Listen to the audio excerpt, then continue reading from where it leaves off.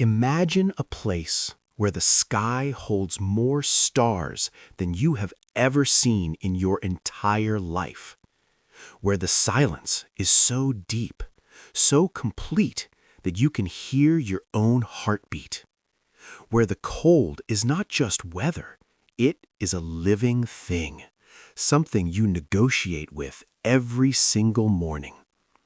Now imagine living your whole life there, not visiting, not camping for a weekend, living, raising children, burying parents, growing old. This is Siberia, and for thousands of years, long before a single electric light ever glowed in its vast wilderness, people called it home. The land that shaped everything. To understand how people lived in Siberia before electricity, you first have to understand the land itself. Because in Siberia, the land is not just a backdrop, it is the main character of every story.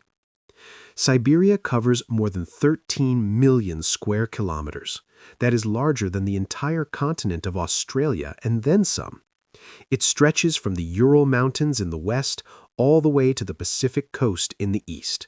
It reaches from the steppes of Central Asia in the south up to the frozen shores of the Arctic Ocean in the north. And it is cold. Not the polite kind of cold you feel stepping out in November.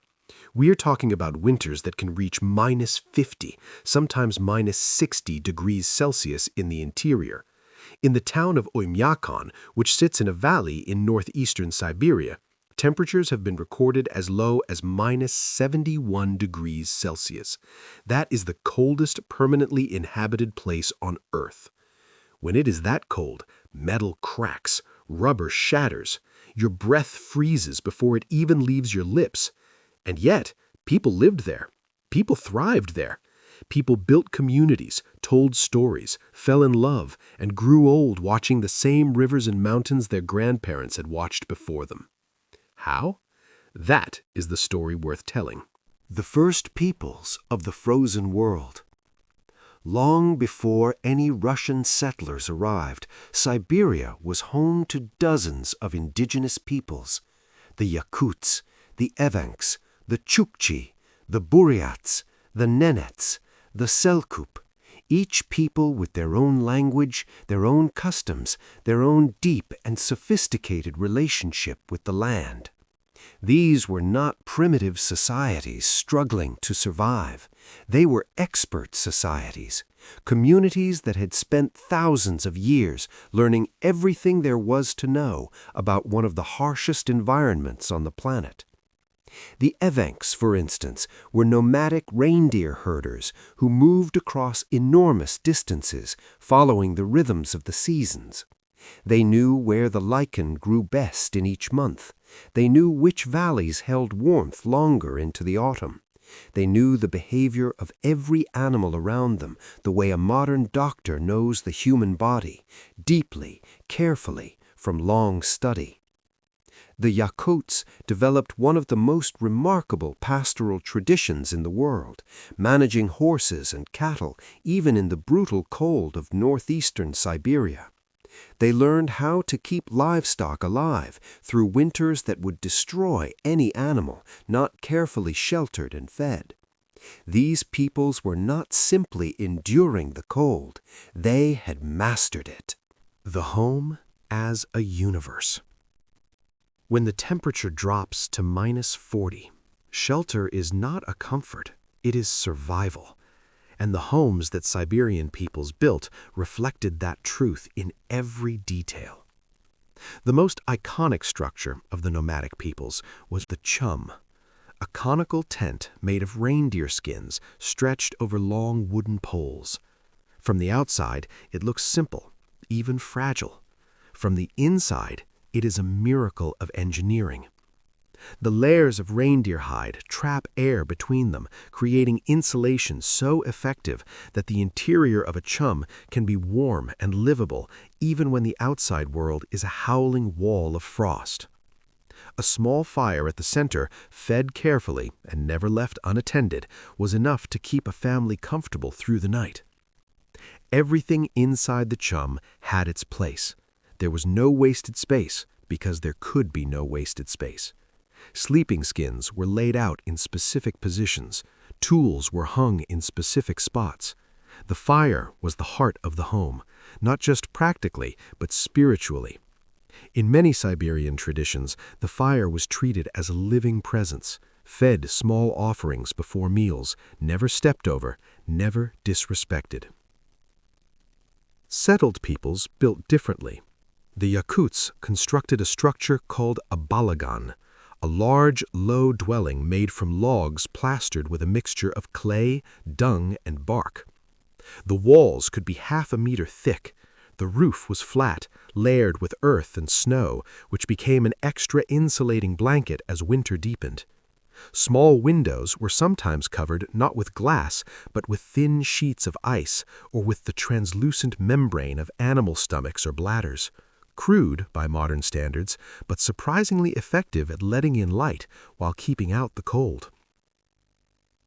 Russian settlers who came to Siberia in the 17th and 18th centuries brought their own building traditions and adapted them fiercely to the climate. Log houses went up quickly in the forested regions. Cellars were dug deep into the permafrost, the permanently frozen ground that lies just below the surface across much of Siberia, where temperatures stayed low and steady year-round, creating a natural refrigerator that could keep food fresh for months. The permafrost was both an enemy and a gift. It made building foundations treacherous, since heat from a structure could melt the frozen ground and cause the whole building to sink and tilt. But it also preserved food, made ice cellars effortless to maintain, and in some regions it preserved ancient things, mammoths, plants, even the bodies of animals and humans from thousands of years past. Feeding the fire. In a world without electricity, everything ran on fire, not metaphorically, literally. Fire cooked the food. Fire heated the home. Fire melted snow into drinking water. Fire cured leather, dried fish, lit the darkness when the sun disappeared for weeks at a time. Gathering and cutting wood was not a chore. It was a continuous, vital task that occupied a significant portion of every week.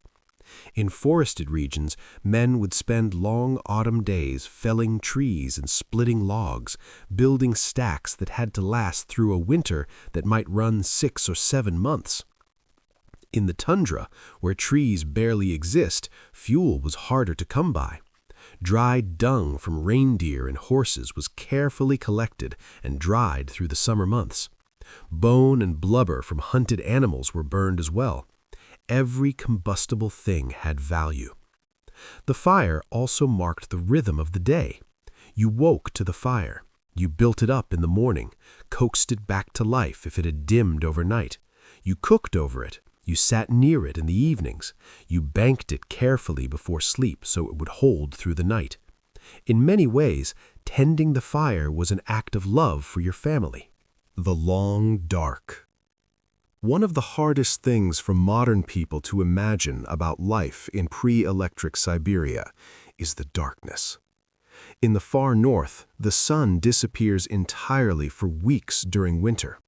Even in less extreme latitudes, winter days are brutally short, 2 or 3 hours of pale blue-gray light before the darkness returns.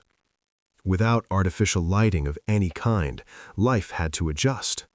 The primary light source was fire, open hearths, small clay or stone oil lamps burning fish oil or animal fat, and later tallow candles. These gave off a warm, flickering, intimate light. Not the flat, steady brightness of a modern bulb, but something gentler and more alive. Under that soft fire glow, the long winter evenings were filled. Women sewed.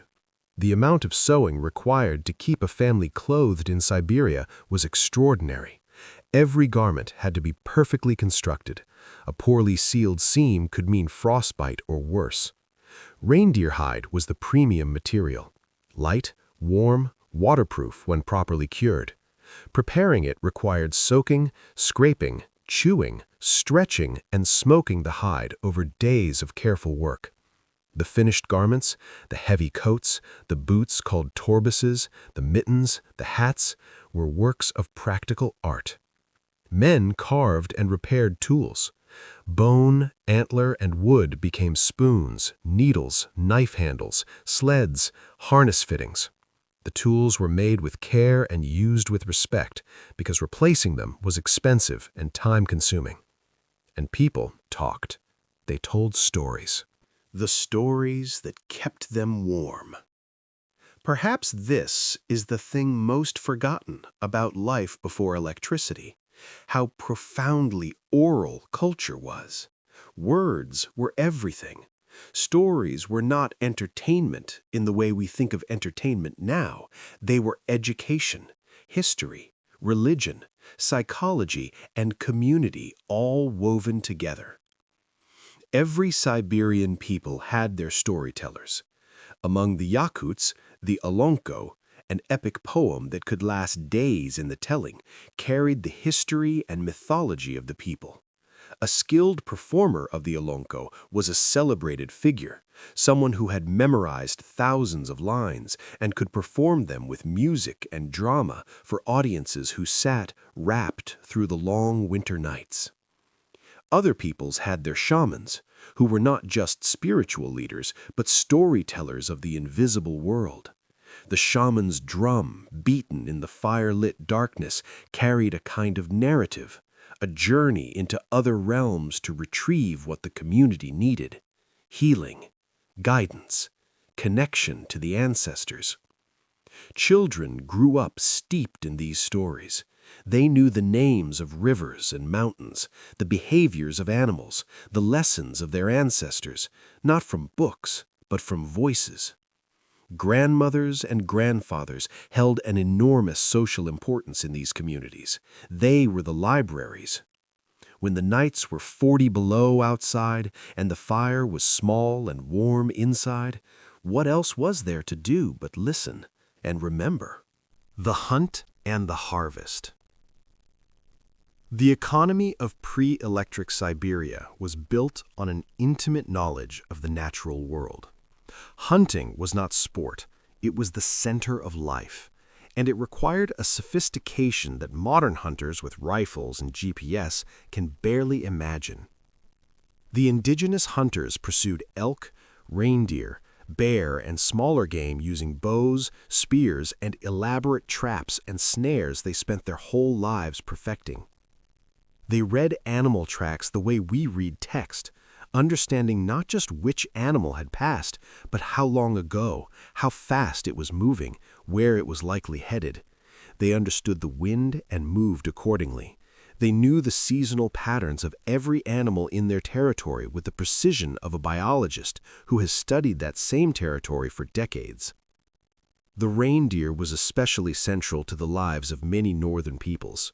A single reindeer provided meat for eating, hide for clothing and shelter, sinew for thread, bone and antler for tools, and hooves and fat for glue and lamp oil.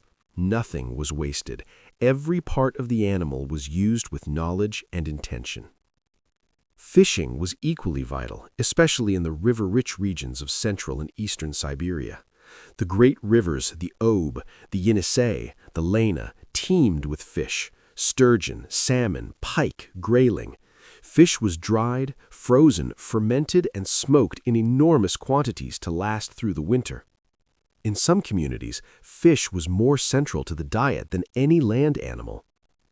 The summer months were a frenzy of productive activity. The short growing season, sometimes only 2 or 3 months, had to be used to its fullest. Berries were gathered and preserved, mushrooms were dried, plants with medicinal properties were collected at exactly the right moment, root vegetables were grown and stored in the permafrost cellars. Every summer day carried the weight of all the winter days to come. Healing without hospitals. Illness in pre-electric Siberia was a serious matter. There were no hospitals, no pharmacies, no trained physicians. What there was, instead, was a deep and sophisticated body of traditional knowledge about plants, animals, and the human body. Every community had people who carried this knowledge. Older women especially were often the primary healers.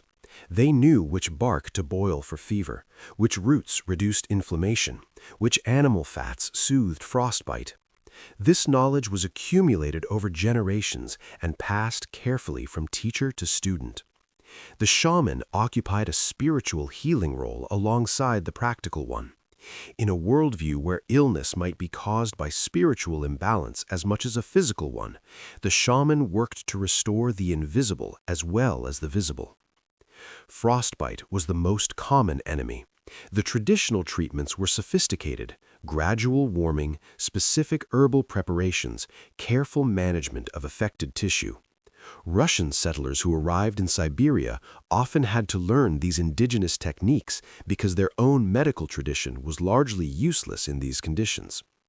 Childbirth, broken bones, infection, all were handled within the community by people who had no formal training but who had seen these things many times before and knew what to do. The mortality rates were higher than modern medicine allows. Children died young in greater numbers. Life expectancy was shorter, but within those limits, the medical knowledge was genuine and effective. The calendar of the natural world. Without clocks, without calendars in the modern sense, time was organized by nature. The movement of the sun across the sky, its height at noon, the angle of its light, the length of the day told experienced people exactly where they were in the year. The behavior of animals announced the seasons. When the geese returned from the south, when the fish began their upstream runs, when the bears disappeared into their dens. The stars were a navigation system for people traveling across the featureless tundra. The patterns of wind and cloud and snow texture told a traveler things about direction and distance that a compass could not.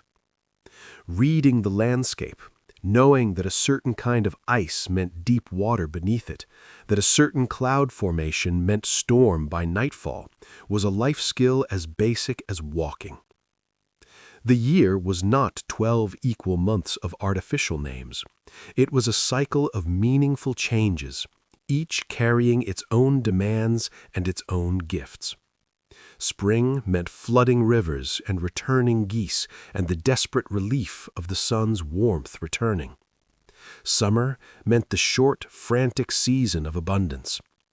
Autumn meant the deep work of preparation, the killing of livestock, the smoking and drying and storing of everything possible. And winter, long, dark, cold, intimate winter, meant the time of fire and story and community pulled close against the darkness. What the darkness gave. It is easy to look at life in pre-electric Siberia and see only hardship. The cold, the darkness, the constant labor, the ever-present possibility of death. But something else lived alongside all of that. When the long dark came and the family gathered around the fire and the old grandmother began to speak in the firelit silence, something precious happened. People were present to each other in a way that is genuinely difficult in the illuminated, connected, distracted modern world. There was nowhere else to be, no other screen to check, no other room lit up and calling for attention. There was only the fire and the voice and the faces of the people you loved. The silence of Siberia before electricity was not an empty silence. It was full of things: the breathing of sleeping children, the creak of logs contracting in the cold, the wind passing over the smoke hole of the chum, the low song of a mother to a restless infant. People who lived in that silence developed a quality of attention to the world around them that is almost unimaginable today. They had to. Their lives depended on noticing things: the slight change in the wind, the unusual tracks in the snow, the thin look of the ice, the early signs of illness in a child. They were exquisitely, continuously, quietly awake to the world. Life in Siberia before electricity was not a life of absence. It was not a life waiting for something better to arrive. It was a life complete in itself, demanding, yes, and sometimes brutal, but also rich with knowledge, deep in community, long in memory, and quietly magnificent in the way all human lives are magnificent when they are lived with full attention to the world at hand. The people who built their fires against the Siberian dark, who sewed their perfect coats against the cold, who told their stories and remembered their ancestors and taught their children everything they knew, they were not lesser versions of us. In many ways, they were more.